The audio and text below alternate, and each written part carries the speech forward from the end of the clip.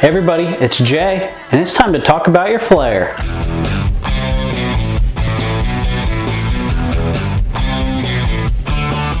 On 15 Pieces of Flair, I'm going to show you guys some ways to spruce up that game room. Well, last episode, I promised a Sagrada inspired dice tray, so let's check it out. For this project, we're going to need a small metal sheet tray, some pony beads, a 1/4 inch piece of plywood pre-cut to 7 1/8 inch by 9 inches, a 1x2 about 32 inches long, wood glue, a quick action clamp, a hammer, some small nails, a ruler, permanent marker, a wood burning tool with precision knife tip, silver spray paint, super glue, a miter saw, and not pictured is a sandpaper block. To start, preheat the oven to 400 degrees Fahrenheit. Then while that's preheating, I went through and separated all the bead colors first. Then I began to lay out all the beads in a color scheme similar to the top of the Sagrada box. When laying the beads out, I put the whole of the bead facing up. I don't know how important this is, but my wife told me to do it, and I actually do listen to her every once in a while. By the time you've got them all laid out, the oven should be ready. Now these particular beads aren't the type of plastic that release toxic gases. And if you do this project, you want to make sure you get the proper ones so you can be safe. But these beads do have an odor when melted. So you can either do it in a toaster oven outside or on your porch or something like that, or you can do it inside. And if you do it inside, you want to make sure you open the windows and turn on the fan for ventilation. Go ahead and carefully put them in the oven in 10-minute intervals. Mine took 30 minutes to melt. As you can see, I have a couple of voids in the middle of my sheet. To fill them, I just take a bead and crush it with some pliers and fill the void with a couple chunks. Then back into the oven until those melt, which was another 10 to 15 minutes.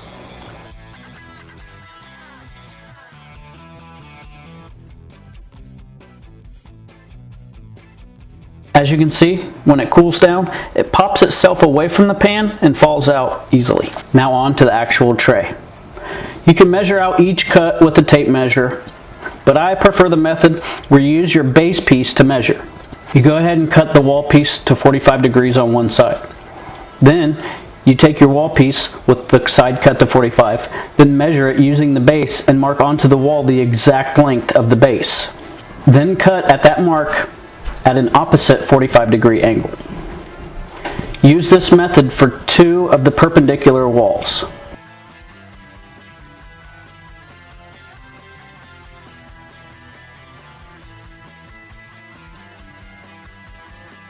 Then you can use those 2 pieces to make 2 more identical pieces, giving you 4 pieces in total.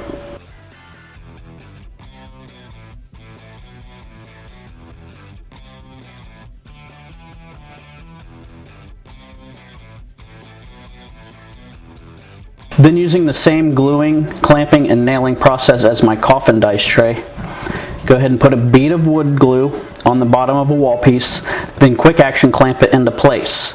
Then nail the base into the walls from the bottom. The long walls I use 3 nails per, and the short walls I use 2 nails per.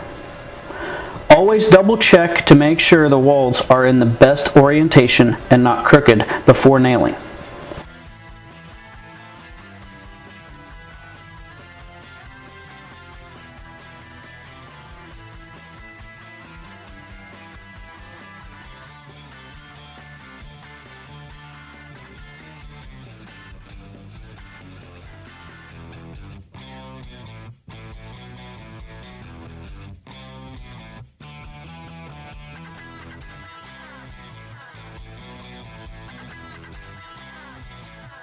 Then you just let that wood glue dry completely. Go ahead and measure the length and width of the inside of your tray.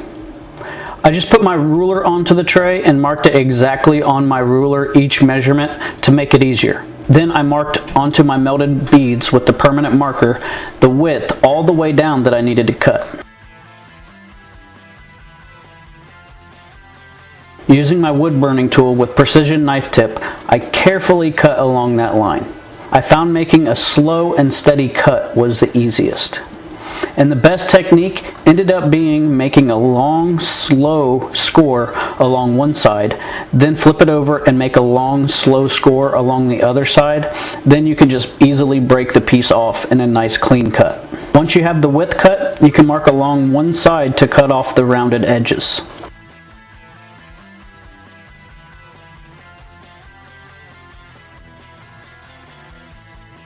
Once that's cut, you then measure and mark the length you need to cut, then carefully cut along the new line.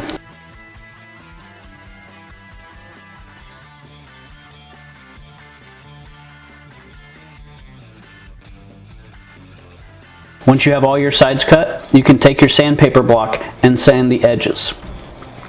You'll want to get all the burrs and roughness off before going any further. Careful not to scuff up the surface, because blemishes could show pretty easily. Once your wood glue is done drying, you can partially hammer a nail into the bottom side of the tray and bend the nail using the hammer. Then hang the tray using that nail and a piece of string. Go ahead and spray paint the entire tray silver in a well-ventilated area. Make sure to cover it completely in silver, but be sure not to have any runs in your paint. Let that dry completely, then you can remove the nail and string. My melted beads had a rough side and a perfectly smooth side. Face the rough side up and apply a bead of super glue around the outside of the melted beads. Then carefully flip it over and install that onto the tray. Don't stick your fingers in that super glue unless you want a permanent dice tray attached to you for a couple weeks. From there, you're ready to roll. Boom, there you have it. A quick and easy way to add some functional flair to your game room. I really love this dice tray. I love how it turned out. It has so much pop on the shelf. It looks great on the shelf. It looks even better on the table. It sounds awesome when you roll the dice in it. I was just using it to play One Deck Dungeon with my buddy Justice. What's up, Justice? But anyways, if I could improve a couple things on it, I wish I knew how to get rid of the air bubbles in the melted dice, but I don't know how to. I'm sure my wife might, but I don't know how to. But also, I would add some trim around the bottom, around the outside, make it look a little bit more refined, a little bit more polished. When I do that, I'll be sure to give you guys an update video on it, show you how easy it is to add some easy little trim around the outside of wooden things and make it look that much better.